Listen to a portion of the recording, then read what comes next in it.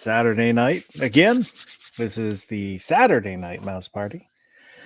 And with me tonight is DJ Play Nice. How's it going, DJ? It's going well, man. That's good to hear. Hopefully, fingers crossed, knock on wood, um, my internets will keep going. Just trying to get myself into the stream. It dropped, I think, 3 times. So we'll see how it goes. And let's take a quick peek, see who is out there. DJ Play Nice is out there. Wesley Foster, and I sent your stuff. Hopefully you got it. I didn't check the tracking. They told me you should have got it Friday.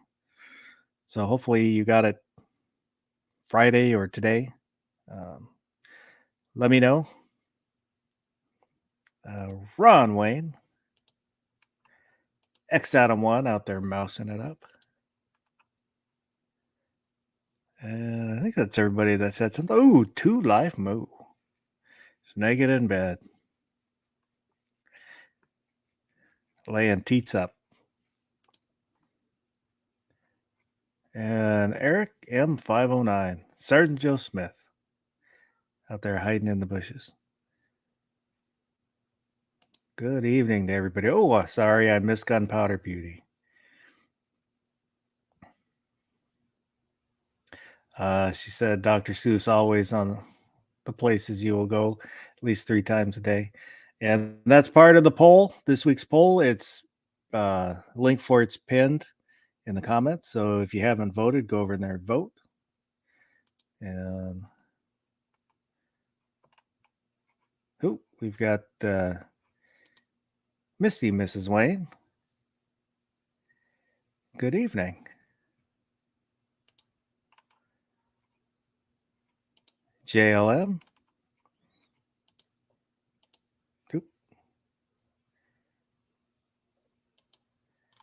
So,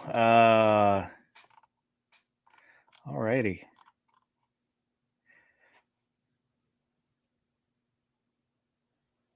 Uh-oh. X Adam 1 said he gave away one of his guns. It hurt a little bit. Well, it hopefully was for a good cause, and will do some good.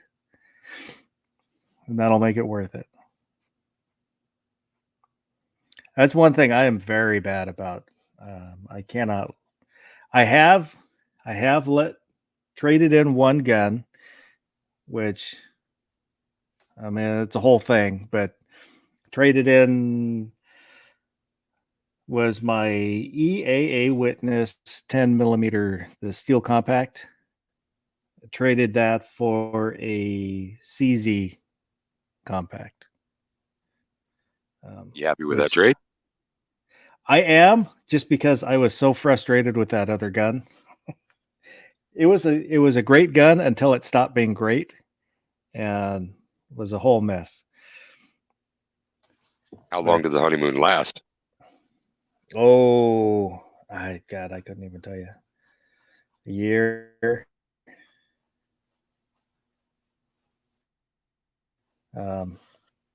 They don't make them anymore, and I think there's a reason. Part of the problem was the recoil springs on them. I'm pretty sure they used the same one for the 10mm that they used for the 9mm, and it didn't work so well. And JLM's asking, is this a particular genre channel? It tends to be more kind of gun stuff, Second Amendment stuff, but the Mouse Parties is just kind of whatever. And then the overnight chats, which right now I'm alternating on Saturdays between Mouse Parties and overnights. The overnights will be usually a little more serious, specific topic. But for the Mouse Party, it's just kind of whatever we end up talking about, we talk about. Moo said it's more of a bidet channel. Bidets are great. I had one at the old house, and I did like it. I will say that.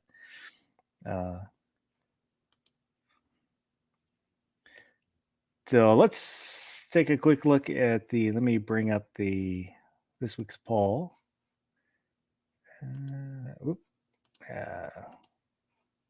There we go. So it was favorite children's author: Judy Blume, Shel Silverstein, A.A. Milne, Dr. Seuss. And I debated whether, if there was a fifth one, I would have put in J.K. Rowling because of the Harry Potter. And I debated whether to switch out Judy Blume for Rowling, and I didn't.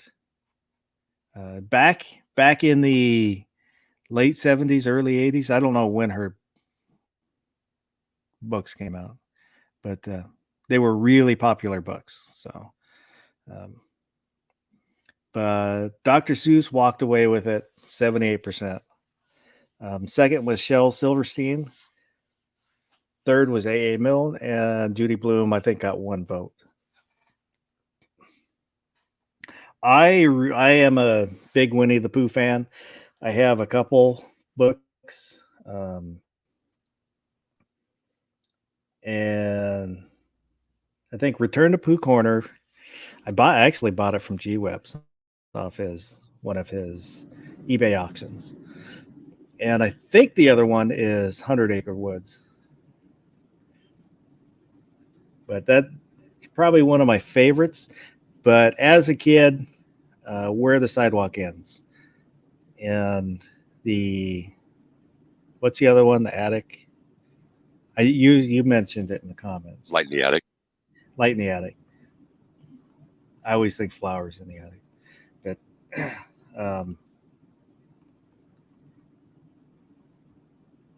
But that I've been reading a lot. I've got a 3-year-old daughter, so for nap times, I'll read. And we were reading the Winnie the Pooh, and then when I got a set of Dr. Seuss, and that's all she wants now is Dr. Seuss, and she loves Hop on Pop, and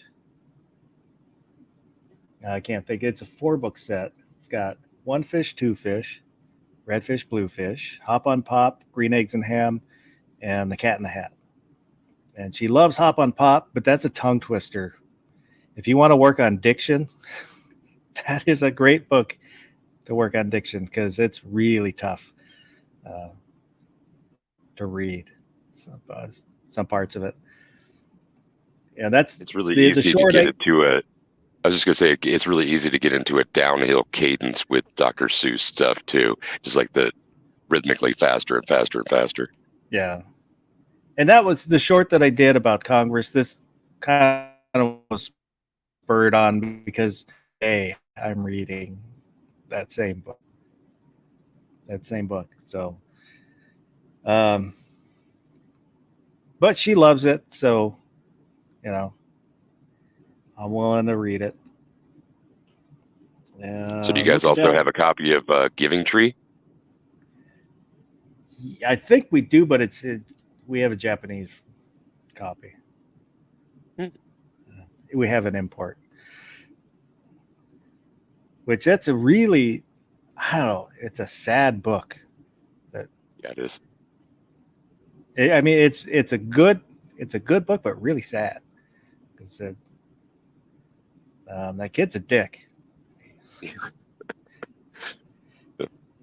But Shafty said Gary Paulson for the win, and I had never heard of Gary Paulson, so I went on Amazon and then just kind of randomly picked one of his books and listened to a sample, and I would have really loved it as a kid. It's kind of I'm guessing they're all kind of similar to the one that I listened to, but kind of adventure, but more.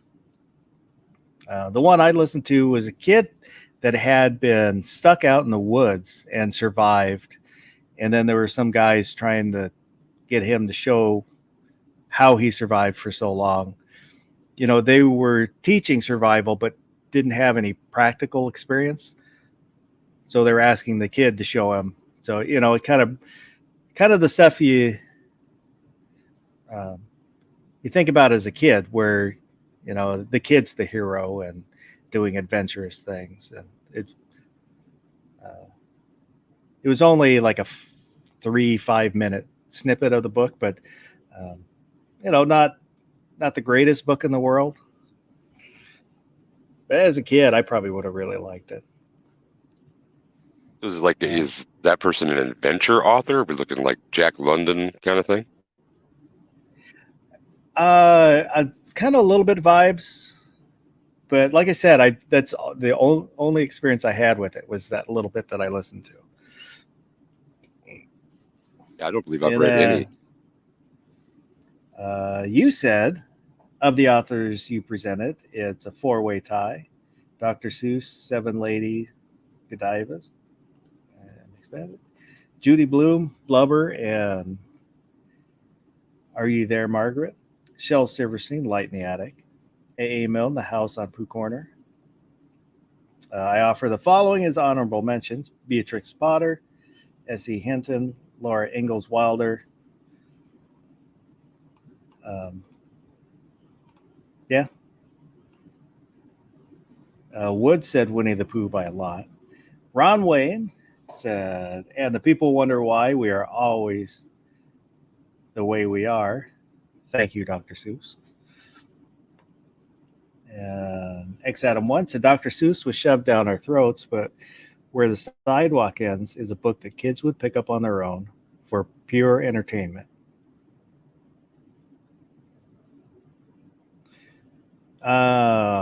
Yeah, I mean, I didn't dislike Dr. Seuss as a kid, it wasn't my favoriteest. I like the variety that there was there. The illustrations were cool, really abbreviated, sing-songy, great rhyme schemes with stuff. Yeah. Yeah, a good time. It's kind of interesting going through them now, and you go through the rhyming, and there'll be a sentence or two that if you don't get the right rhythm, they don't fit. And they kind of stand out as not fitting. But if you happen to read them in the right rhythm, then they fit in where they should. I don't know who it was that I heard it do first, but I copped the bit completely, reading Green Eggs and Ham in different literary styles, like reading it as like a Shakespearean actor or 20s hipster or something like that, because we're also familiar with that story, and it's an easy read. So toss on an accent and an affect, and you can crack some people up every once in a while with that. I remember when in school, I knew a kid that I forget how much older. He's a little bit older, but they had come to our school to read Dr. Seuss, and he read and he put in a swear word. And one of the kids told their parents, and there was a big hoopla over it.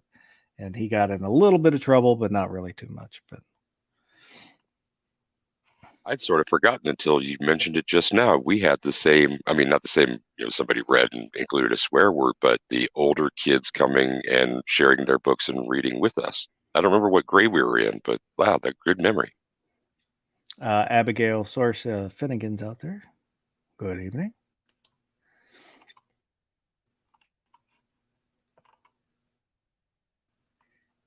So let me go back up. I know there were a couple comments that kind of came in a little earlier, but Gunpowder Beauty said R.L. Stein Goosebumps.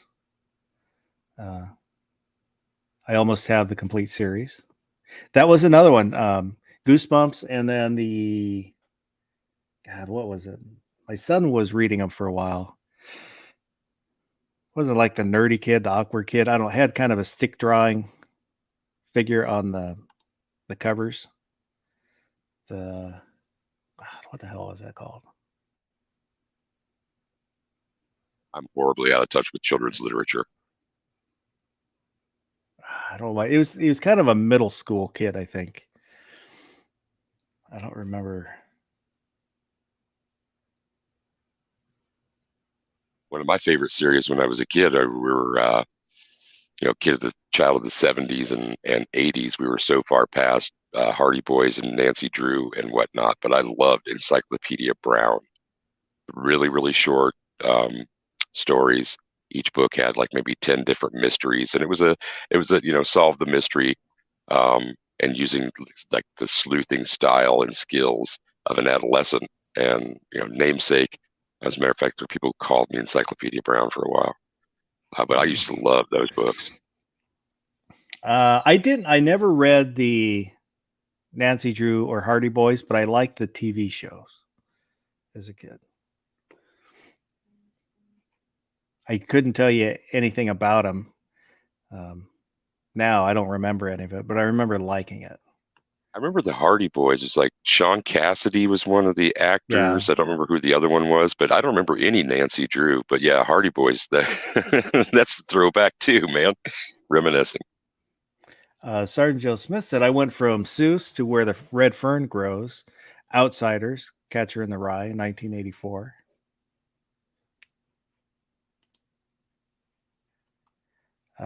Yeah, I remember, I liked Where the Red Fern Grows. That was, one of the books that I think most kids have to read. Now, a lot of the books um, that kids are supposed to read in school, I never read. I didn't read them. There were, in grade school, I would make up books for book reports because I knew the teacher couldn't have read every book in the world. So as long as I could come up with enough storyline, I could make up a book report, and she wouldn't know the difference. Never got Did your caught. did your mom know the difference? Did you ever have to submit your work before you went to school or bring papers No, home? No? All right. well, my mom wasn't a teacher like yours. I didn't. The only thing I did really bad in math in grade school. So 1 year. So that summer after, I spent just doing math problems. My mom got a notebook, filled it with math problems, and I had to do that. And so, very simple addition, multiplication I can do in my head. That rote memorization. So it was helpful, and I kind of got my act together. It was funny. I went through after my mom died, going through her stuff and looking at. She had all my report cards, and they all said, from grade school, but they all said pretty much the exact same thing. I can't remember if it was semesters or trimesters or quarters but a pleasure to have in class, would do better if he applied himself. I was not a good student. I didn't enjoy being at school, so I kind of tended to do the minimum to get by because all the way up through high school. By high school, I didn't even go. I would miss the maximum allowable days. I would miss as many days as I could without getting in trouble. I don't know. I just didn't enjoy going to school. It was nice hanging out with your friends, and I enjoy learning things, but I just didn't enjoy school. I Yeah, don't I know if hear that it's, a lot, and I guess I'm prejudicial about school because both my parents were teachers, so I was really familiar with it. I was always, not just the buildings, but the other staff members, pedagogy, being familiar with all those aspects.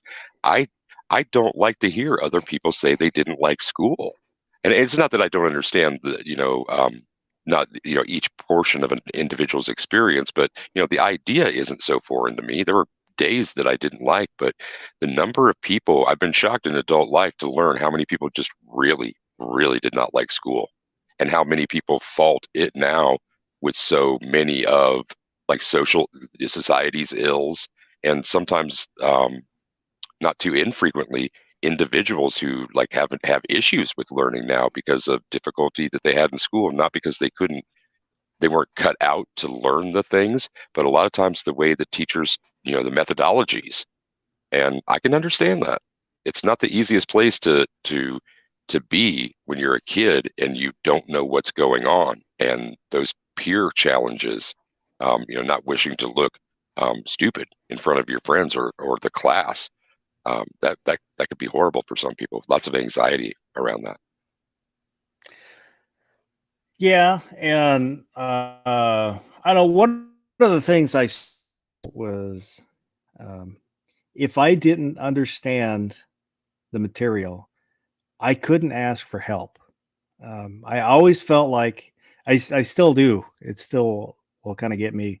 I now I work on not being this way, but it would be if I didn't understand it, I couldn't ask for help because I thought I should understand it. And so I ended up not not ever understanding it. You know, kind of struggle with math. I can relate to that But strongly. Yeah. as an adult now, I've tried to kind of work on if I don't understand something, I need to ask so I can understand it. What's going on, G Web? Hey, I think I figured out where the links are now. Thanks for the link. Oh, no problem. So that was, even up through when the little bit of college that I did, that there's stuff that I didn't, I just didn't get, and I could never ask for help.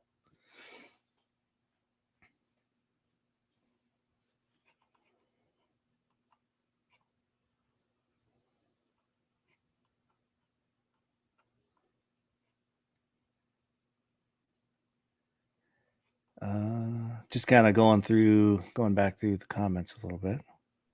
So was peer tutoring at all a thing? It wasn't in my school district, but I don't know if that was like a generational thing or not. Did you guys have peer tutors? Not really, not that I know of. They might have, and I just didn't know about it. But it wasn't a thing I remember. Yeah, I didn't become familiar with that sort of thing until like college. I mean, I knew what the word was. I knew that it was possible, sort of thing. But as far as its application in academia, I didn't run into it till college. And you know, I didn't I didn't think of myself as a dummy. I in high school, I all dummies who couldn't do their do their essays. uh,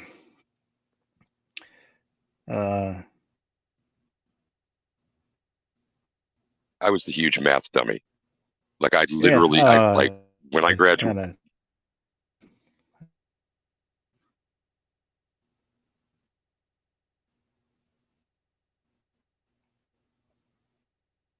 Did you stop or did I? I stopped. Now, you've been cutting in and out just a little bit, so I wasn't sure where to go from there. But I was just going to relate that algebra.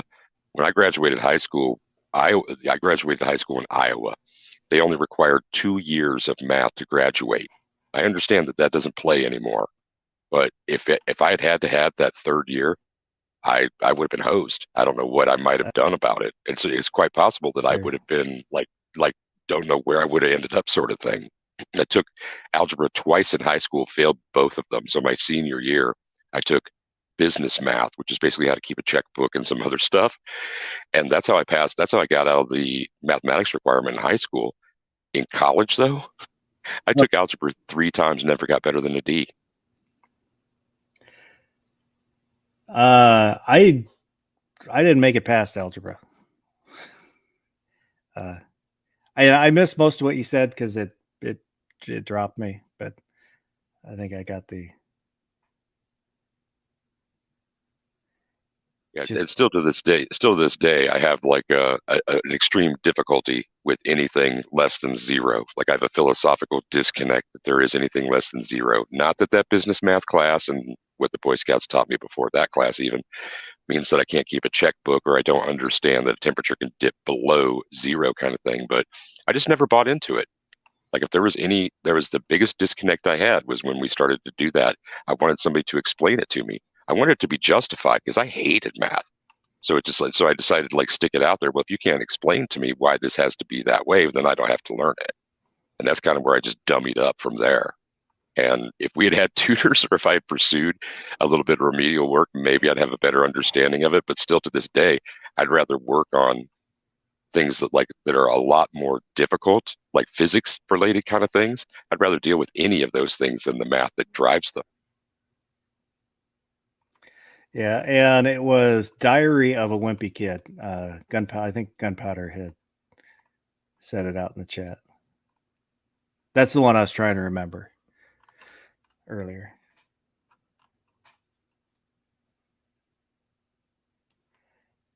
Oh, I read really that need. book about the wimpy kid grows up to shoot 9mm. I haven't read any of the books, and there were TV movies. Can't remember if they're cinema movies or TV movies. I think they did a couple of them, which I never watched, so I don't know anything about them.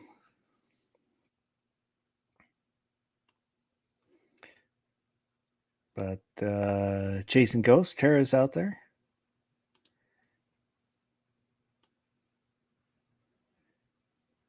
Yeah, when my internet dropped, now I have to go back and I can't see all the comments now. So I have to kind of go back and find where I am, what I wanted. Gunpowder Beauty said her oldest likes Edgar Allan Poe and Stephen King's series. The 6-year-old doesn't like Scary Toddler, only cares about pictures.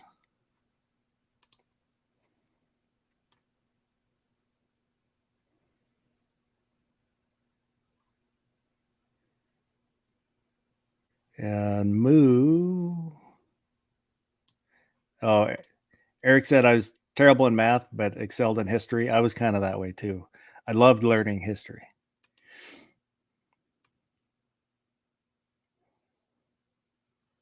Or if it was the history of math. Yes, as long as you don't have to do math problems learning the history of math. I don't remember who it was with, but pretty recently, I used the example of how everybody in elementary school would just groan when the teacher said something about having to do word problems in math. But that was what I actually needed to be able to like want to pay attention as well as understand a lot was going on. Numbers without a context, again, I just dismissed them. It's like, I don't need this. I don't understand this language. And that's why I focused on the written word far more. That bearded guy's out there.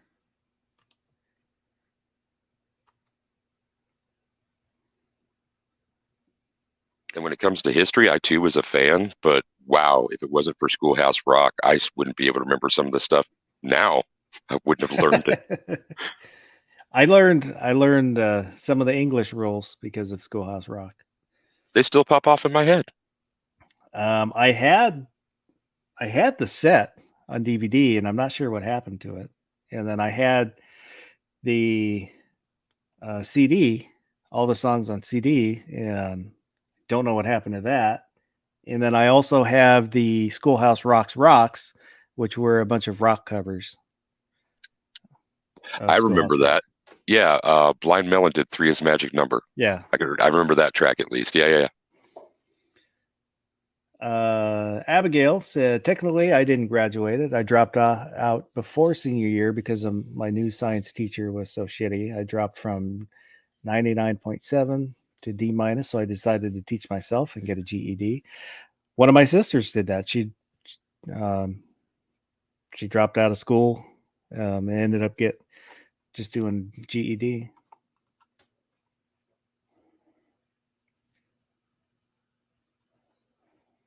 Gunpowder Beauty said, basic math I can do, but for some reason, when I have to find X, Y, Z, my brain goes into shutdown mode. I can understand that. Tara said, I passed college algebra half asleep. drove a truck all day, a bus all night, had 2 days I could take classes. It's hard to go to school with a newborn, so I never went back.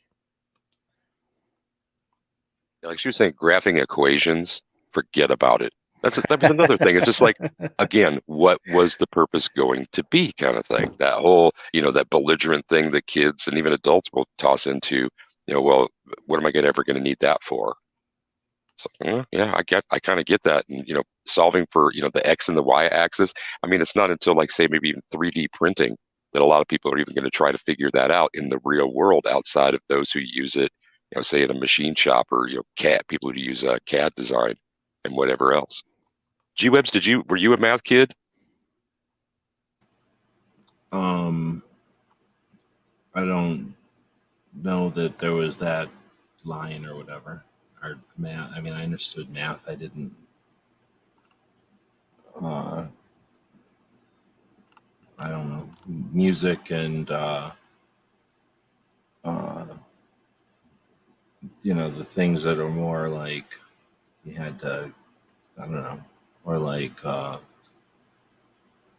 Little League compared to gym or something, like when people were taking things beyond, like I think that stuff was more where people would draw the line or whatever, not math. So I don't know. I don't remember math coming up very often. I know that there was people that went further with math or whatever, but in our school, you'd go to algebra was what's the second year of school, and then you'd go to other types of math beyond that before you went to college. Because in college, you were way beyond. You started with other stuff. So I don't remember it being that big of a. I don't know. Just sort of like running or something. Like, okay, so you can run a minute that fast, or what is it, a mile that fast, or you can run a mile that fast. Nobody cared because it was just a characteristic of you. Oh, okay, you can run that fast. Some people can run faster than others. Some people do math more than others, but I don't remember it being too big of a deal. But I don't remember. It was a long time ago. You guys were talking about it here, and I'm trying to remember, like, just in general. I don't even. It took me a minute to remember math or whatever as far as where it was in the list of stuff. But like I say, I think most people were doing algebra in second year of high school and then worrying about, if they can do stack other kinds of math to get beyond that for school or something, for get stuff out of the way for college. I don't remember. I don't know. It's middle of the night. Gun snobs out there. Good evening. My junior year, I dropped out of chemistry. I loved chemistry, but when the math in the second semester was getting that much more difficult, and the whole showing all of your work, all of the steps, I also really loathed that as a kid because I would take shortcuts that I knew weren't the ones that are being taught. It was just like, wait a minute, if I can get the same answer and it's correct, does the means by which I achieve that answer really matter? And again, pedagogically, I understood the idea of I'm being taught these things because these are going to be incremental skills. It'll all work itself out in the end, but I couldn't move past it. And so it was a huge disappointment. I wanted to keep going with my class. I mean, I was only like, 16 years old, and I was already, stopping taking a class in freaking high school. I was beside myself. Hillbilly Ups out there. Good evening.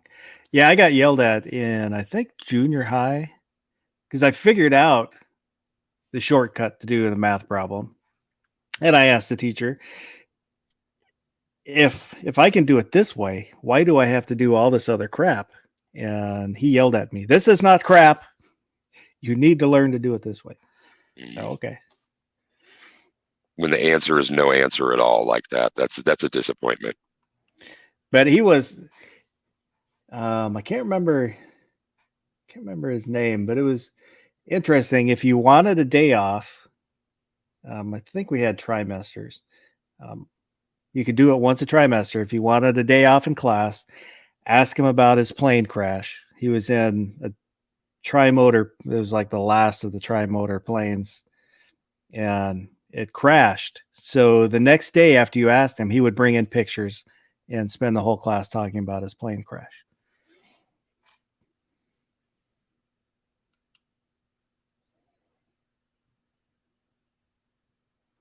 The gun snob said, I know a few people who the only math they do is adding up their meth.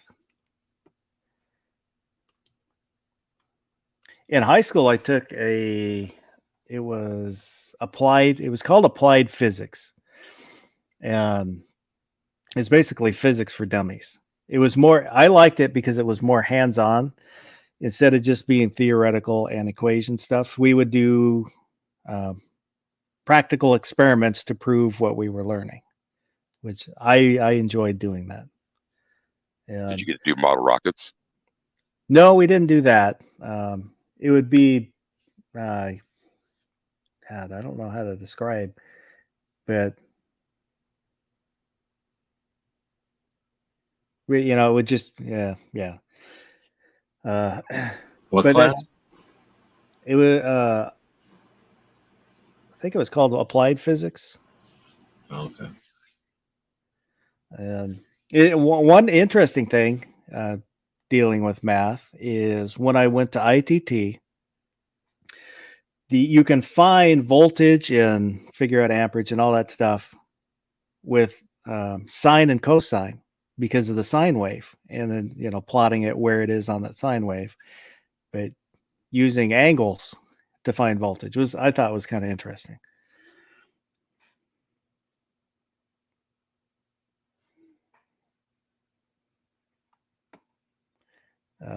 Yeah, I don't remember. It was like sophomore year, whenever it is that you do geometry. What do you do? Geometry after algebra? I don't remember. But whenever you did algebra or geometry, that's where I was like, oh, now I understand. So, once it's geometry, once you make a circle or whatever, like, oh, okay, you're just describing a circle in a fancy way or whatever. And then everything beyond there is just those basics applied to things. So after geology or geometry, it was, didn't any math teacher ever tell you that music is math? Or that like knots are math, or, puzzles are math, like all the different things that math applies to, maps are math. A lot of people tried to find ways to get me to relate to the subject material. I was really, really selective. Yeah.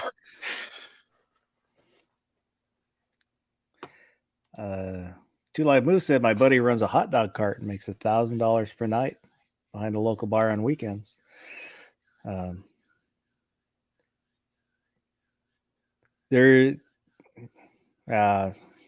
why. Thought slipped my mind why I was going to talk about that. Well, there's a lot of math involved in that, I would imagine. Counting that money. No doubt.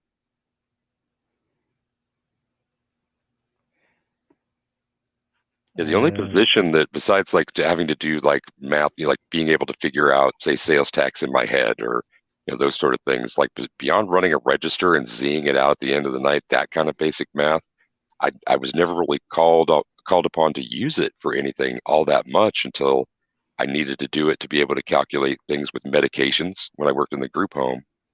And well, I guess the most significant one is when I'd have to do like time studies in manufacturing, or all the component parts and whatnot. Like, it's like having to figure out, when we were doing estimates for people, like how many seconds of hand contact an employee would have to have with something, how long it took a machine to duplicate an 80 meg CD versus an 800 meg CD, what speed you're writing it at. But those things were like, that was all really easy calculator figuring for the stuff I couldn't do in my head. So I continue not to have, it's an underdeveloped muscle for sure. If Barbecue was here, he'd make a joke. I watched a clip of an interview with God, I just forgot his name. Tyson, not Mike Tyson, but Neil deGrasse Tyson. Mm-hmm. And I think it was him that he mentioned that, people say, I don't know why I'm learning this math. I'll never use it in my life. And he's like, well, you're learning how to think. That's the important thing, rather than maybe the math itself. Yeah, exactly. It's like, why am I learning how to play music? Like, why am I learning music when I don't like this music, like or the song or something? Like, why am I learning how to read music when I don't like playing the piano? Well, it's so that when you want to do something else later, you can have a common knowledge or a common language to talk to other people, and so it's I think that's a great way to say it too. It's just a way of just like I don't want to learn Spanish because I don't want to speak to that person. Well, that's the only person speaking Spanish, and you can do more with Spanish than just speak to somebody. So it's I think that's a great way of saying it. X Adam Munt said that guy is awesome. I find him annoying. He's a Maybe lot. He's a lot smarter than I am, but I can't stand listening to him. And there's a couple of times when he's done like, I don't know if he's done anti-gun stuff or something, but I know a couple of times I've been like, oh dang it. This guy would not talk about this because he doesn't know what he's talking about. And he's a subject, he's an expert on all these other things. So people are going to assume he's an expert.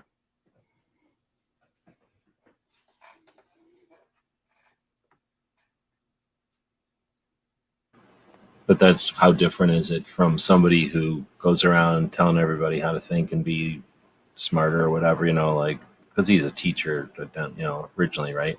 Or did he just immediately go into science demonstrations or whatever? But well, one thing, an expert on like 60 different things, and then he comes along to guns and he's like, oh yeah, I hate guns, right? Like, yeah, guns are bad, right?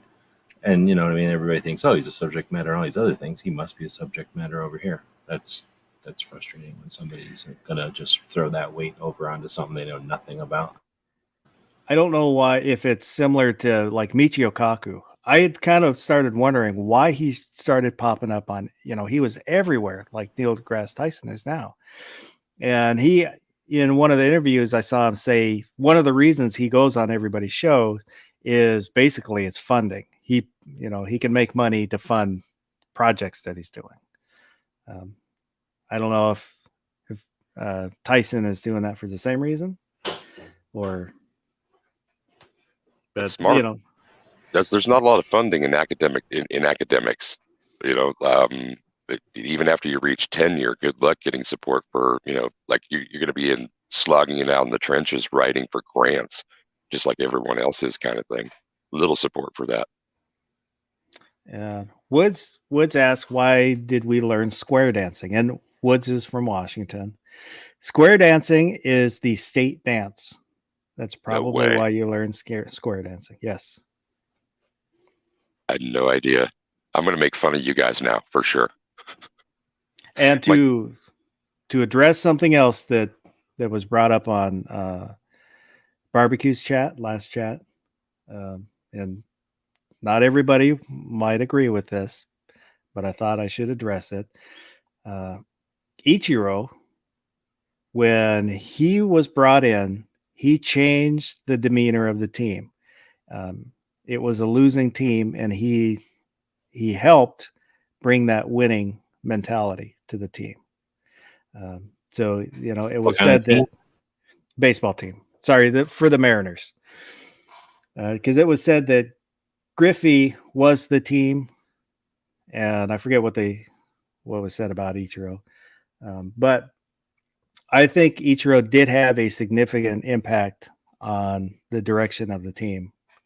A lot of people don't like him because he was a single hitter. He had more power, but excelled at hitting singles. So that's what he did.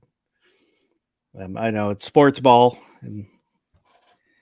but I just thought I should address that.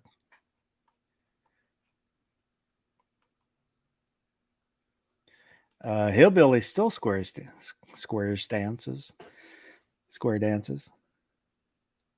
I think I can still do a bunch of the moves. I too had Woods' experience, but not because it was a state dance. It was because my dad taught it as one of the units in elementary school. So it's really easy. They tell you exactly what to do. Yeah. Well, in the song. After you learn like some of the terms, like what an allemande is, or do-si-doing is. I mean, once you learn some of those basic steps, getting them chained together was a lot of fun as a kid. But I get it. Some of the kids would rather do physical, rather learn that kind of thing in PE. I mean, not even dance at all, sort of thing, but physical activity. But yeah, I enjoyed it. Plus, he did some like live calling, like really oversimplistic. Caucasian Sasquatch is out there. My grandma and her second husband met as square dance partners. Well, I will say the first girl I kissed in sixth grade, I kind of got to know her because of square dancing and PE. Remember the name? Yep. I feel kind of bad because she ended up moving back to Georgia and would write me. It would be like 6 pages of, like pictures and stuff. And yeah, I'm in sixth grade. I don't know what to do with all this stuff. So I never wrote her back.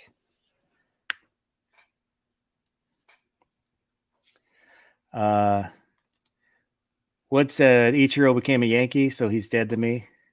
Tino Martinez too. I completely understand that. When Ichiro went to the Yankees, my first thought was anywhere but the Yankees.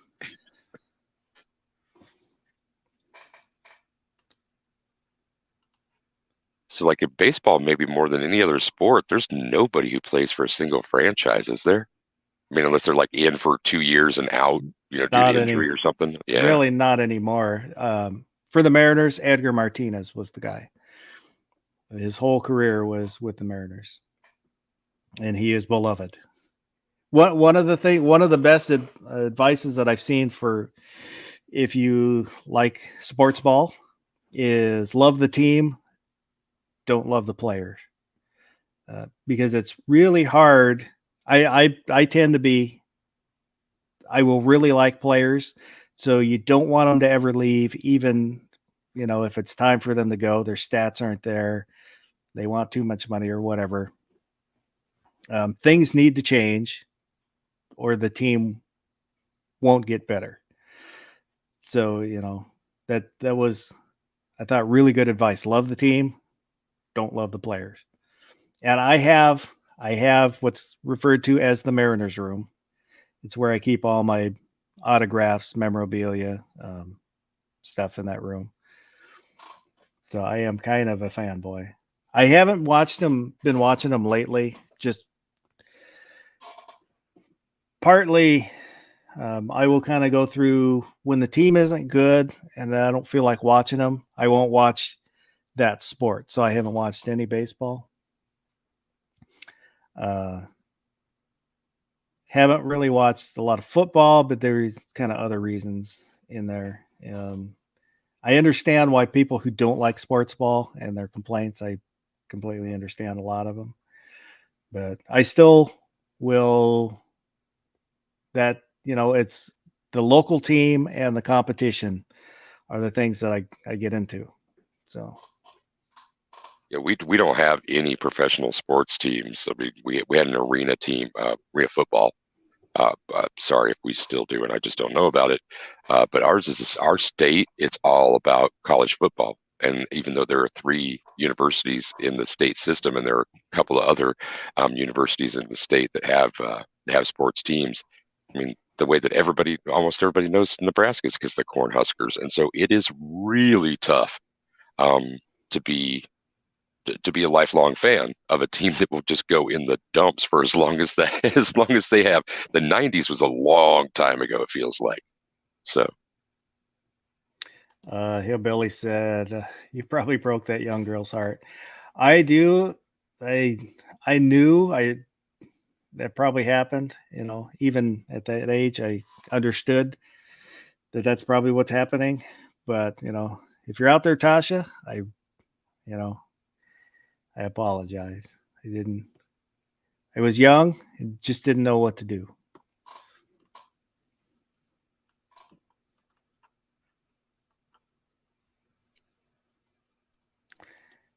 Gunstop said the Huskers haven't been a good team since they left the Big 12. Yeah, there's supposed to be a big breakup, basically, of the Pac 12. Used to be the Pac 10. But so California, I think both teams were supposed to be leaving. The UW is going to leave, which is, the Washington State University and the University of Washington have been rivals forever. The WSU was founded, I think, the year before Washington became a state. And so that rivalry has been there a long time. Yeah, I'm not sure what's going to happen now. And WSU was the Cal College, so they were never as good as UW sports wise.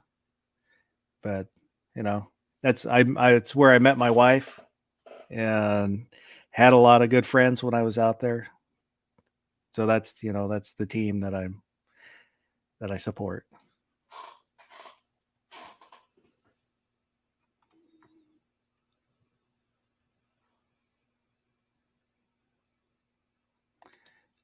Wesley said, I'm in Boston. The Yankee fans have Donald Trump counter-punching personality.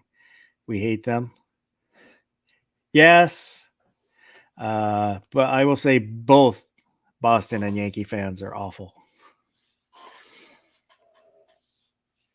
The Yankee fans, when you go to a Mariners game, the Yankee fans tend to be the worst ones to sit around and deal with. But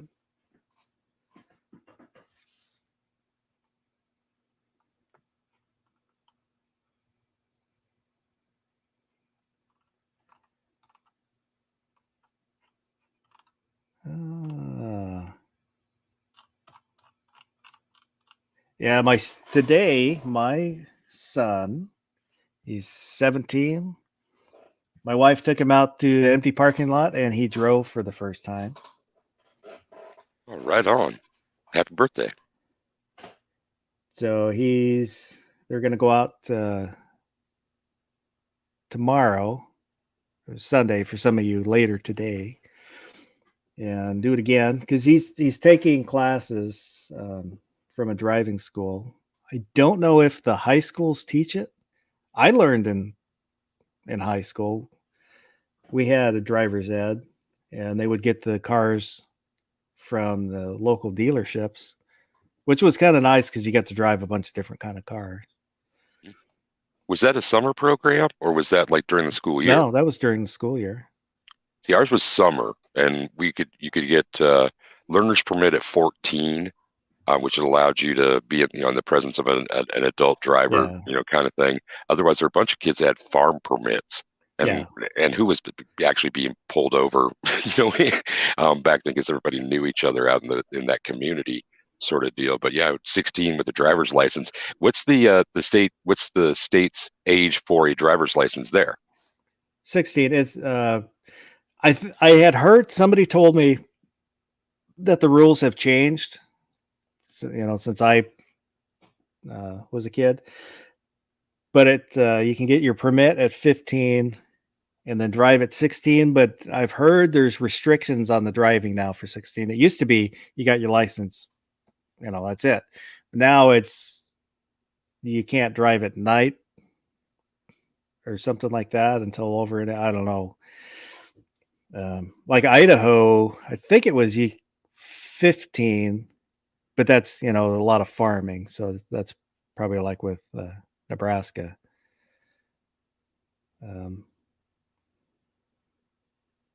So yeah, the car that he was driving, stick or automatic? Automatic.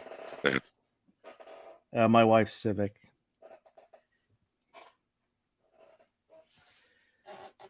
And I was looking at used cars, car for him, and prices have come down from when I looked a little while ago. They're still kind of expensive, like the first car that I bought myself was I paid $500 Ford Fairlane.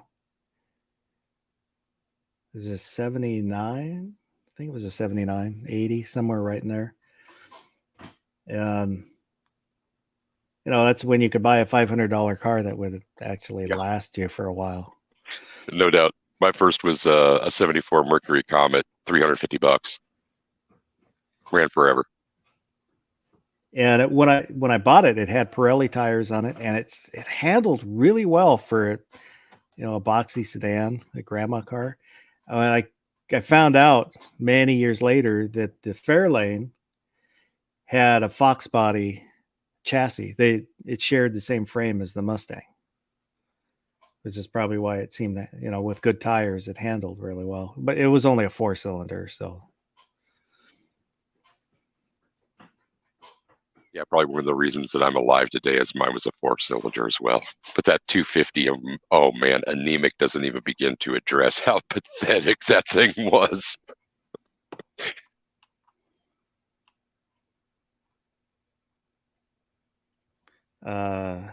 Okay, Sasquatch said teaching my daughter 5-speed. Yeah, one of the cars I looked at was, just poking around online. There were a couple Honda. God, what the hell was it? A little boxy thing, but they were both stick shift, and I don't know. If you can drive a stick, you can drive anything, and it's not hard to learn. But I don't know if I want to go through teaching him. I probably will not have hands-on with teaching him to drive. It never really works out well, me teaching him anything, because we have similar personalities and we butt heads a lot. It's not as bad now, but we'd always butt heads and neither of us would budge. I would get angry and he would get frustrated. So it would tend to be not a lot of learning going on. So I let my wife handle this. I did not like the way that my father approached teaching me much of anything, but the learning the stick was like a near nightmare. I'm 2 blocks east of the intersection that is the 2 most major arterials in Omaha. And there's a hill and I'm headed up it and I'm stopped at 69th Street at the light. And I just knew I was going to dump it. I was not confident in what was going on. And I was like, I got up on the brake each time that I killed it. And I don't remember how many attempts it took, but that was when I was ready to walk away from the whole thing. I just wanted to put it into gear, pull up the e-brake, shut it off, and just walk away. I was so frustrated with him and the experience. But it wasn't, too many. It was like a couple miles after that, and I'm just like, here we go. But yeah, there was a moment that we almost came to blows in that intersection. It was not fun. I think I taught myself how to drive a stick, but that, as an adult. So I think technically the first one would have been a school bus because it was a church trip and we're sitting in the school bus waiting for the driver to come back. And friend and I decided, hey, we can probably drive this thing. I only moved it forward a few feet. But I think my Ranger was the first stick that I drove. I had a 99 Ford Ranger, which I still really miss that truck. I love that little truck. Just a 4-speed. Snob said, you dang city folks, I was driving myself when I was 10 around the farm. I had a lot of friends who did that. I'm surprised DJ didn't learn on a tractor because that's where you learn how to shift back in the day is on those 3-speed tractors and whatever there are, bulldozers, whatever. That's how I learned stick is on equipment and then just applied it to a car. That's what Sergeant Joe Smith said. tractor at 10. He was saying Iowa was permit at 14, full license at 16. Usually you can drive stuff whenever there's old enough stuff that nobody cares if you break it, when you're a little kid. So they'll set you on like some old lawnmower or something. That's how it was for around us. Like you'd be driving on some old piece of equipment, and then once you were safe, you could drive something else. And then after you knew how to drive, then it was just move that over here or grab that and bring it over here. Doesn't matter what age you are, as long as you could reach the pedals. Abigail said, I missed the vehicle I learned on, Nissan pickup with 2-liter inline 4, 5 on the floor.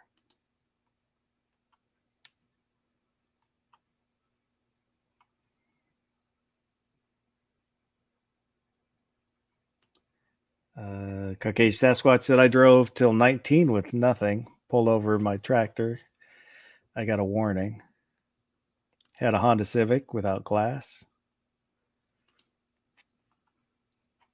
Sergeant Joe Smith, my first was a 97 Ranger, totaled 4 times, rollover was last, still running, needs a new cab. They must have had a rabbit's foot hanging from the rear view. Damn. Wesley Foster wants to know, what is an arterial in Omaha? That an intersection? Oh, by arterial, I just mean major street. And so that was a couple blocks away from 72nd and Dodge, which is where east-west meets north-south and what used to be pretty much the center of town. That's where, if you ever see anything like, well, Snob might remember these, but back in the 90s when we used to win national championships, you see Omaha people partying, 72nd and Dodge is where it happens. People just end up going there and shutting it down, sort of deal.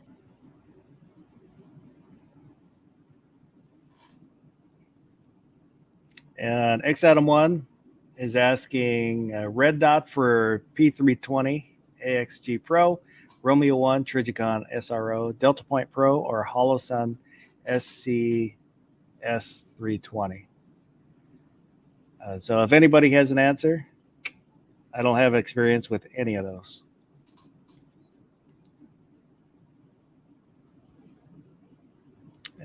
Larry Knopf is out there. Said, first time I tried to learn to drive a standard, it was on the column. Got confused and frustrated. Yeah, 3 on the tree. Why that ever was a thing? I mean, I understand why through automotive history, but oh man, I only had one of those in my family, and I was way earlier. That was way earlier than driving age for me. Didn't have to deal with that till friends had them in high school. I thought I was really impressed. I was in a truck. Can't remember what the truck was, but the guy I was with used to be a mechanic, and he had replaced the engine in the full-size pickup. It was 70s, I think, and then had sold it to his father-in-law, and we were borrowing it. It was 3 on the tree, and him burning out through the gears on the 3 on the tree, I thought was impressive. And Sergeant Joe Smith said, you had a 99 with a 4-speed manual. I thought that year was 5-speed only. It might have been a 5-speed.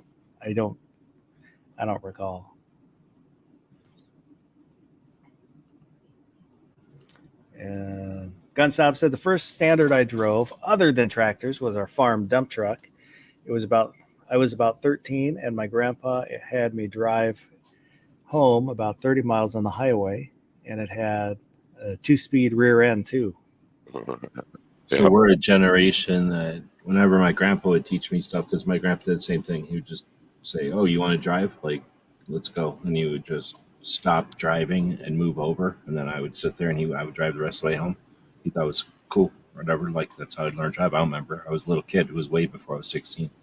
But he would tell me, yeah, when I was a little kid, you just got a driver's license when somebody gave you a car. There was no such thing as a driver's license. My grandma would tell me about whenever they first invented them and how, it was kind of like, what's the word? Optional. So, you could get one if you wanted, but nobody cared. And so we're the last, I guess, generation, or maybe the only generation that got, we're the only generation that got taught how to drive by people who didn't need a license because cars were just being invented or whatever, and not that many people had them or whatever. Because I don't know when they invented driver's licenses, but it was, not in our grandparents. It was in our grandparents' lifetime. Whenever our grandparents' generation was driving, they didn't have them. They weren't a thing yet. Well, maybe in the cities they had them or something. I don't know. I didn't know anybody's mom, but I knew several people's grandmothers who like never had a driver's license, never drove a car. I mean, some of these, are not, farm women, weren't farm wives kind of thing. But yeah, I had friends in high school whose I know grandparents city or people grandmothers had never driven. I know city people today that never drove a car though. They think it's cool. Like people in cities think it's like a badge of honor sometimes to not know how to drive a car. They think it's like hick or something. Yeah, I mean, if you got the public transportation or population density Yeah. thick enough, that sort of makes sense. I mean, I would get that. Somebody in Brooklyn doesn't necessarily need to. Plus I mean, we're just so spread out in the Midwest. Like you couldn't get away with that without being able to do that. You'd be worthless. You'd be so dependent on other people. Everybody'd have to cater to you. At all points along the line, yeah. Or spending a fortune in the transportation that it would cost for you to get around to do stuff through commercial means. Yeah. Hard to imagine. Both of my grandmas drove around, so I don't know what it's like to have a grandparent without a driver's license, but I can understand that, I guess. My grandma knew people, her friends that didn't drive, but it seemed like the old ladies, there would always be an old lady or two that had a driver's license. So the ones that didn't drive, who cares? Because they would all hang out with each other. Mhm. Maybe it was the one, well, yeah, it must have been a wife thing, right? Like some of them had husbands who were like, you don't need to drive. What do you need to drive for? And they were like, okay. And they'd hang out with their friends that could drive, so they probably just could live their whole lives without driving. X Adam once said, my 14-year-old best friend showed me how to drive when I was 12. We had to drive his mom to work because his dad was drunk. He once tore out the windshield on the 79 Camaro and went top speed on the highway. I can remember having more issue with learning how to ride a bike than shifting gears on a bike than ever on any kind of car, any kind of four-wheel thing. Because on four wheels, you didn't have to worry about falling off of it or, what is that called when you don't shift right, you just stop.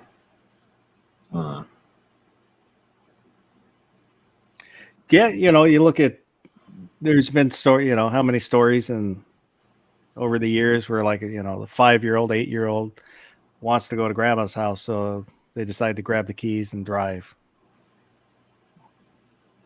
Yeah, because they've seen their people do it enough times, they just do it. They don't know they're not supposed to do it. I mean, it would have to be a kid that could reach the pedals or whatever. And with electric cars, it's probably got to be different already, right? Can you take an electric car and just sit in it, poke a button, and it's on, and then poke a button on the map, and you're going there? I don't know what it's like in an electric car. Yeah, but whenever they get like that, that's going to be an issue, right? Like a little kid will just go in and poke a button, and now it's off to Delaware. 7-year-old goes cross country. Yeah, it's like, hey, look at the star, click, and now it's on its way to Philadelphia or whatever. Yeah. Hillbilly up. My dad had 67 Chevy truck with 3 on the tree and a 307. I love that truck. I never got used to on the trees, but I've driven a few of them over the years. My sister had a Maverick that was 3 on the tree. I think it was 3 on the tree. I think the ones I drove were 5, but I guess that doesn't sound cool. Because I might be mixing up stories. Because I had one. That was my first car. Was a 71 Maverick. My sister, the old sister that's just older than me, she had one for a while, and I replaced, I think, the transmission on that one. And I can't remember if we converted it to automatic or not. Thinking I might have. And then I had one of my younger sisters had a Maverick.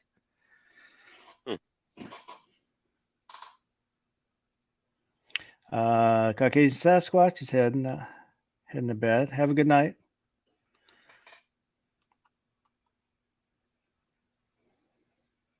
X Adam 1. My grandmother never had a driver's license, and my sister-in-law to date never got her driver's license or driven a car.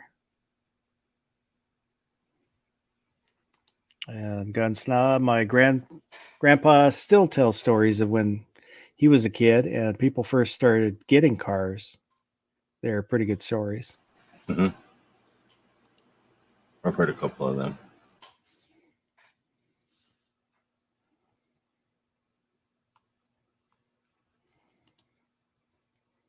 And Gunpowder Beauty, first standard was 95 Honda, Big Red at 7, 500 acres of dunes, an open field, lots of deer leases to practice. Throughout the years, I still got my license. I think when you have to do a lawnmower, what is that called? Mow the lawn, and even if you're driving on a lawnmower, like that's a chore, and I think that takes a lot of the learning curve and like the, I don't know, what do they call it when you're a kid and you don't know stuff yet, like the inexperience, I guess. Like if you've been every weekend you're driving a lawnmower all around or some kind of equipment all around, plowing or something or doing something boring, then you know what I mean? Like you've already experienced all the different things, and now driving's just another chore. It's like just another job. So when you actually have to drive to work, you're not like, wonder what it's like to go 85, because at some point you've already been 85. You know, you don't have to experience that. I think that that comes into play. Hillbilly up. Growing up, there was an elderly couple around here. The wife drove the 50 Ford truck, and the husband sat in the passenger side with a shotgun. Never saw him drive or without a shotgun. Wow.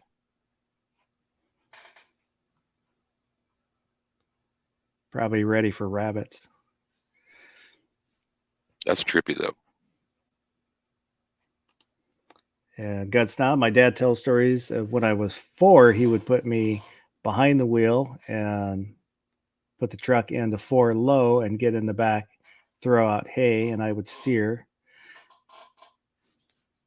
Once it started going downhill and fast,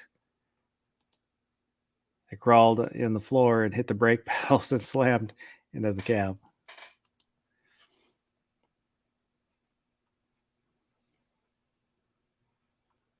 Yeah, really, like what G was saying there, it is just a sensitivity to a clutch or the brake pedal kind of thing. I mean, gas sorts itself out pretty damn quickly, you might say. But yes, But yeah, just learning how to accelerate or the fun of accelerating. You know, you don't need to get into a car and you figure it out real quick. Like, okay, this car can accelerate that quick. You know, I think rub some of the edges off maybe. because what I was least prepared for was motorcycle. The whole shifting with your foot. That's what I'm saying. That's the one I remember being like, dang, like, this is actually tough. Because there was so much going on and there was consequences immediately if you screwed up. My sister had a mini bike, and I don't remember how old I was. It had to be, God, like 5 or 6. And I did not understand the shifting part. So I would rev it up, and then when I'd go to shift, I'd let off the throttle completely. So it'd whoop, whoom, shift, whoop, whoom. But that, that was the 70s, and I was probably like 5 and she's 3 years older. So a 5 and 8 year old, tearing around the streets on a mini bike. Well, nowadays they give kids 4-wheelers so they don't fall off of them, and they're essentially fake. Like they're nothing. You just, twist the handle and you're going. You don't have to shift or anything. There's just transmission gears. There's not like, you don't have to run through gears to drive it or anything. Have a good night, Snob.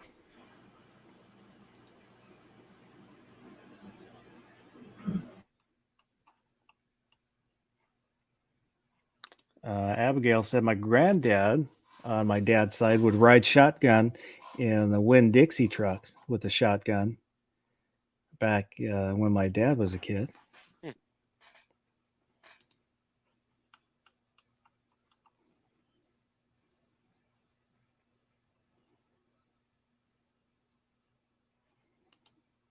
And Hillbilly's kind of parroting what Stomp was saying. As a young kid, we got to stand in the seat of the hay truck and drive while people bucked hay on the bed.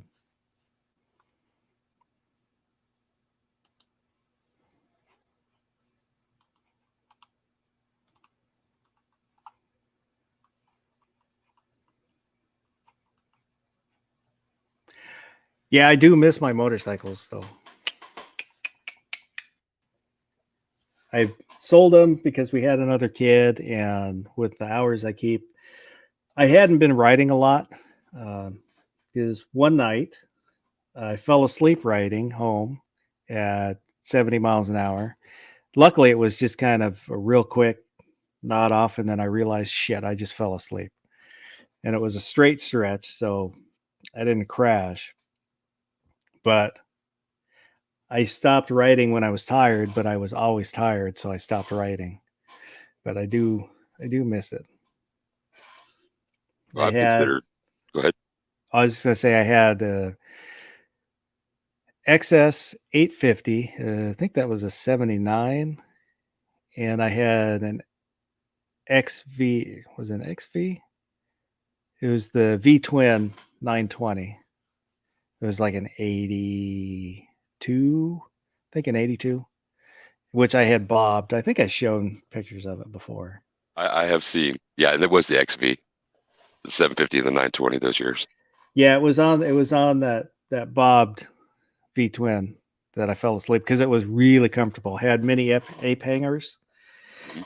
So, your arms are up but not too high, and you kind of sink down on that single seat, and it was really comfortable. And yeah, but that bike had, it's not modern day sport bike power, but decent power, and with it bobbed, it was really light, so you could kind of throw it around.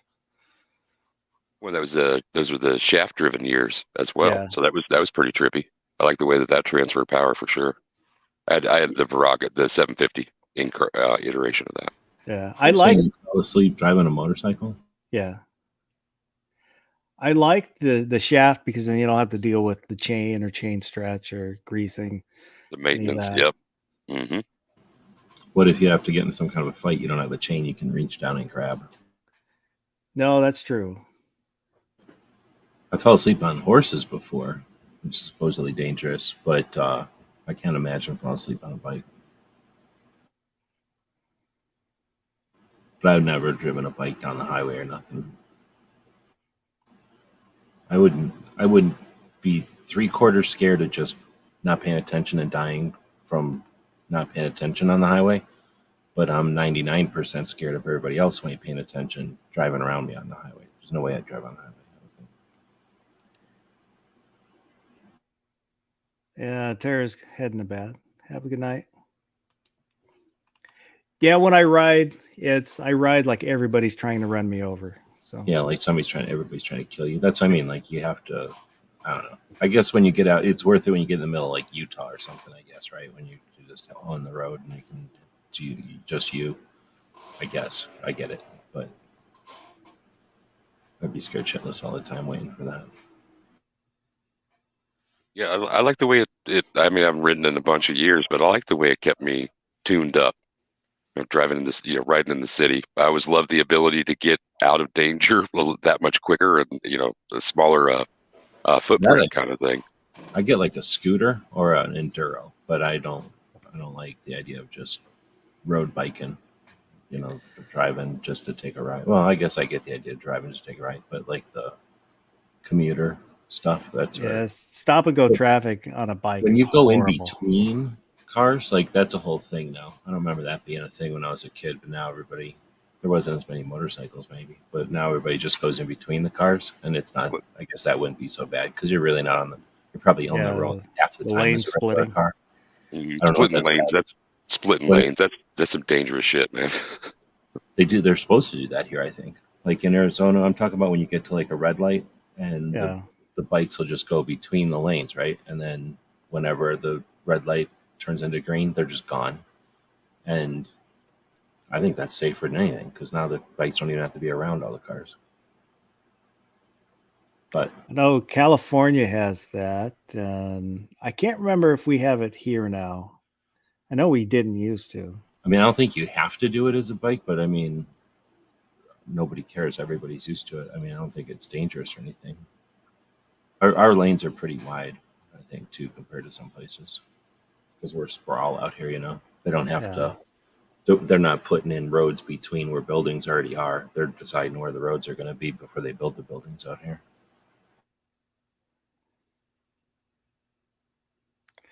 But it's nice that, didn't matter how bad a mood I was in when I was done writing, it was always better. I relate. As much as I love, bombing through the city, point to point, basically, streetlight racing on a motorcycle. I wasn't racing cars or other motorcycles, but just to the next light. I just loved Yeah. that feeling of the speed. But when the joy riding was taking it out of town, and just being able to open up and kick back, turn the highway pegs down, put the feet out.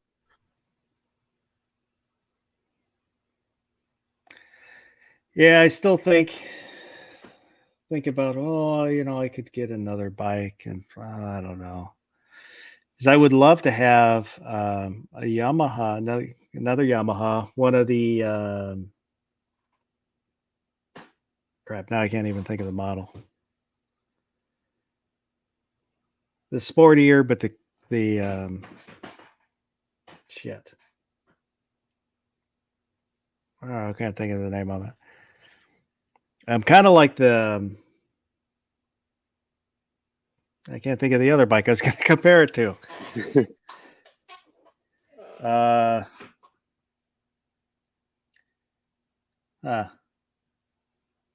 Yeah, I don't know. Well, I've had a project bike that I actually got as a father-son project that he just never wanted to do. But it's a 68 Honda CL, and I still think about getting that thing going. And over the last 3 to 5 years, when it's been a matter of gas prices going up again, just like I don't know why I have not finished out the work on that thing. I've thought about, just like a scooter. They're fun. Scooters are fun. Well, when I was looking at them, you can get, I don't remember the numbers anymore, but there's the kind, there's little scooters, and then there's some that are right on the brink of becoming a motorcycle, but they're still a scooter. And I would think if you get one that's enough to get you out of the way of something, it doesn't have to be a motorcycle, but if it can do more than just barely move you around, then I think that's one of the most practical things to do in a city or anywhere urban, really. It's, if you're just going to get some bananas at the store, and you can do it on a little, essentially, what is that, a lawnmower engine or a chainsaw engine or whatever. I think that's freaking great as long as it can, move you out of the way of a truck creaming at you or something, or get you out of the way of a tree falling or something. A lot easier to park one in the city too. What? A lot easier to park a bike in the city as well. Oh yeah, seriously, right? Like every parking lot has way more places to park a little moped. Well, I guess it could get corked. You got to bring some kind of a way to strap it to something. Wesley Foster, Boston has potholes that would swallow you on a bike, and the bridge expansion joints would catapult you into the air. Sergeant Joe Smith said a 250 scooter. Yeah, if you have the 49cc scooters, I think most places you don't need a motorcycle endorsement. Right. You just as long as you have a driver's license. And in some places, you don't have to register them the same way either. So you can save all kinds of money. Well, insurance is really cheap for motorcycles. I I think for both my bikes, I was paying like maybe $80 for a year. a year. Yep. I remember something like that too. Or I think that might have been just been one bike. I think I insured one and didn't insure the other. In Washington, you don't have to insure motorcycles. Really? Yeah.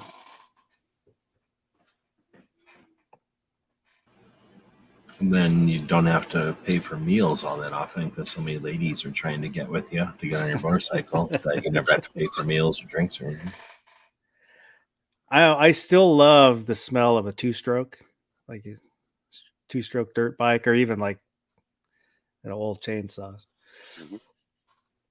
But the sound, you know, it's kind of member berries, just the sound and the smell of the two-stroke engine.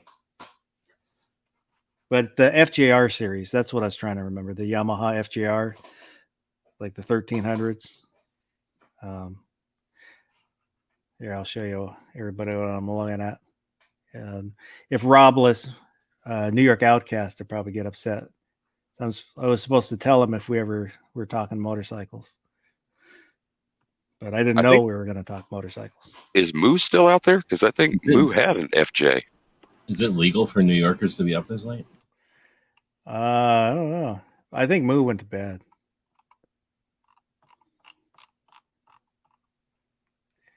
But, you know, something like that, sport bike cruiser kind of thing. I think they consider it like an adventure bike, but can't remember how they had it categorized. But I've always kind of wanted an FJR.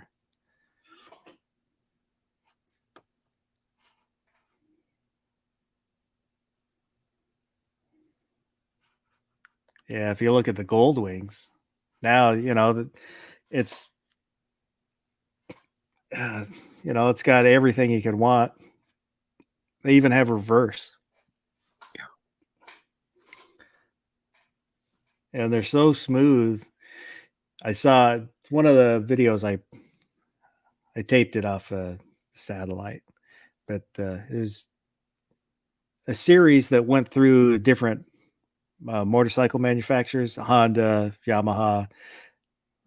When they did the Gold Wings, they put a nickel on the engine case and started it up, and you know the nickel didn't move. That's how smooth the motors are. But they're huge and Yeah. expensive. Like, I don't remember where I would have picked up on it, you know, magazine friend or, you know, the course I took, you know, to learn how to ride a motorcycle. But the axiom that if you can't push it for more than a mile, it's too big kind of deal. Like, forget about it with those dressers, man. I just like forget. I mean, I didn't like to have to wrestle the few times I, you know, set it down gingerly on its side, you know, and an 82 Yamaha 750. I mean, that was enough. And I was a heck of a lot younger then. I can't imagine one of those damn land barges. Yeah, that's when I was relearning how to ride. When I got my endorsement, I learned on an XS 1100. That was my first bike I bought from a friend. And I had dumped it, you know, it had fairing and bags. One, you know, it's up, you know, kind of popped the clutch and dumped it a couple times, learning how to pick that thing up. If I was going to get a bike anymore, I'd get a cop bike, get a surplus cop bike. 'Cause One of that's the One of the Harleys or the BMWs? No, I think they're some kind of Kawasaki's or something. The last time I seen them, but yeah, I haven't seen a Harley in forever. I think a Harley might be like a parade type of one or something, but I don't think they use them out here. But it would look something like a big fancy scooter or something, like a giant scooter. I mean, I don't know if they're motorcycles or not. A lot of departments did use the KZ, the Kawasaki KZs, badass fast bikes. That's the thing. I don't know if cop bikes are any better or worse. It's just that they're way cheaper. And they got all the lights and shit on them.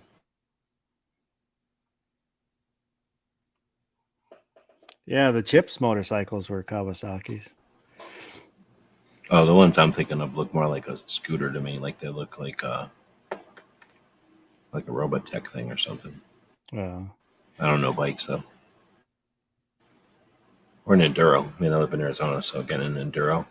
I used to live where I could get an Enduro and just book out of here and be in the desert, but now there's people between me and the desert. They'd probably get all mad if I drove through their yard, but I'm pretty close to the desert. I think it'd be fun to just be able to tear off. And I don't know what kind of mileage you get on an Enduro. 1,000 miles with a tank or something. there's an ex-CIA guy. I can't remember his last name. It's Mike something or other, but he used to go on Fox News all the time. And he said years ago, he said, move out of the cities, buy a motorcycle, buy a gun.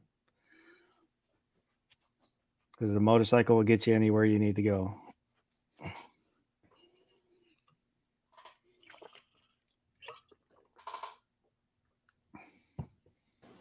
So will it be jetpacks or giant drone copters, like for propeller things for individual, whenever the motorcycles take to the air?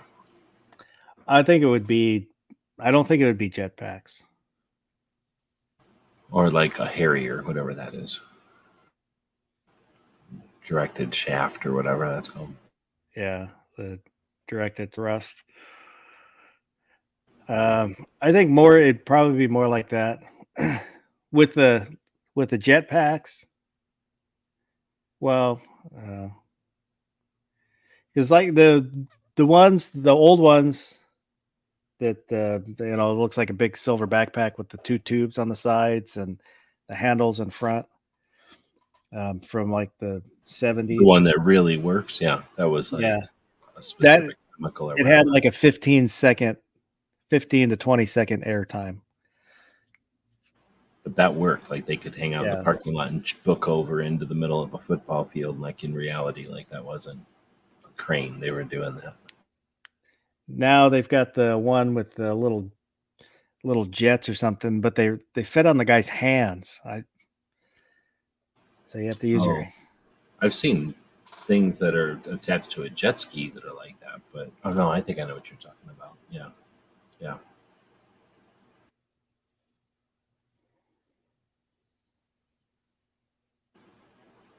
I don't know. It couldn't carry a gun if you had that kind, though. Yeah. Then if you had like the rocket pack, like what was it, Rocket Man or Rocketeer? Rocketeer, it'd burn your ass. Yeah.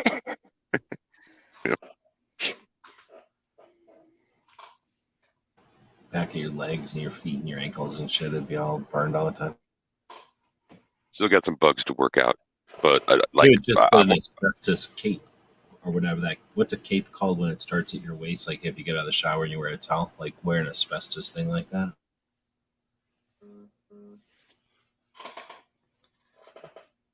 Samoan, it's lava.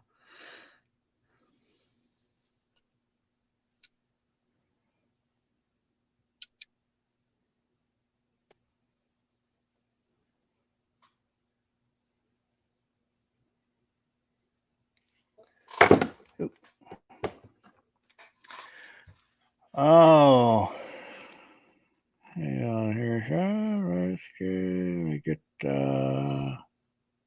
Let me do that.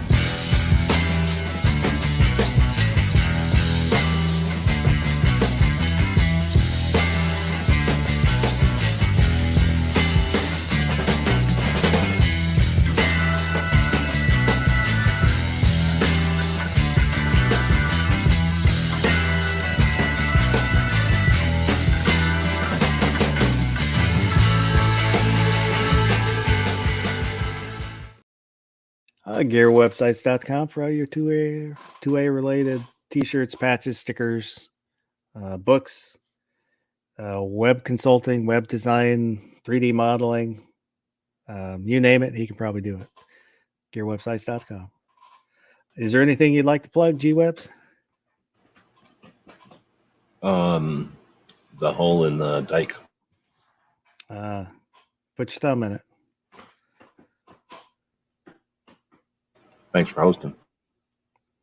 DJ, anything you want to plug? Yeah, on Saturday evenings on the A Great Start Shooting School channel, there's a discussion about violence prevention and suicide awareness. Check that out. Guns and Barbecue has a chat on Tuesday nights on his channel. Check that out as well. Foss, thanks for hosting every week. Everybody out there, be safe, have fun, carry your guns and rock. Well, thank you for coming on. And for, oh, damn it. I forgot the banner. So if you watch this in replay, leave a comment. Oh, speaking of Baron, thanks, Baron, for the support. Sorry, I had to cancel that order.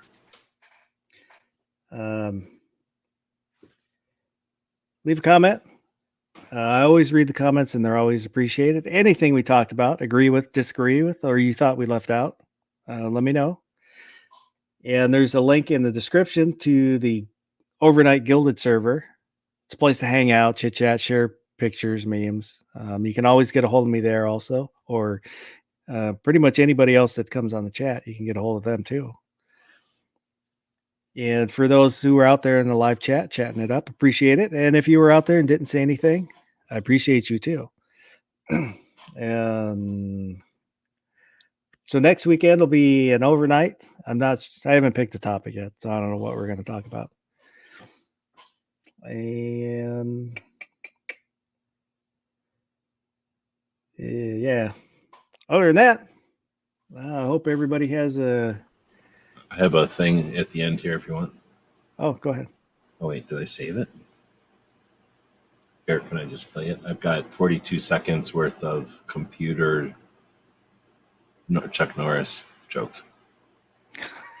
Sure. I don't know if it'll play. Let me see if it'll play. I don't know if I wrote them down otherwise. Let's just try playing it. Chuck Norris once challenged the ocean to a staring contest. Now we have high tides. Chuck Norris can divide water without a calculator. Chuck Norris doesn't wait for a kettle to boil. He just stares at it. Chuck Norris doesn't need a surfboard. The waves carry him out of respect. The Bermuda Triangle was originally a square until Chuck Norris kicked one of the corners off. When Chuck Norris takes a sip of water, oceans around the world lower by an inch. Chuck Norris can tie water into a knot. Those all came from a robot. The robot, I said, come up with Chuck Norris water jokes for that water. Remember? And that's where all computer generated Chuck Norris jokes. Did it play? Could you hear it? Yeah, it was a little bit low. I turned your volume up a little bit, so hopefully everybody can hear it. Okay. Yeah, I'm playing a video of me saying it because I didn't write it down. I don't. So other than that, hope everybody has a good rest of the day, and go do something good. The wrong one. I'm in the wrong place.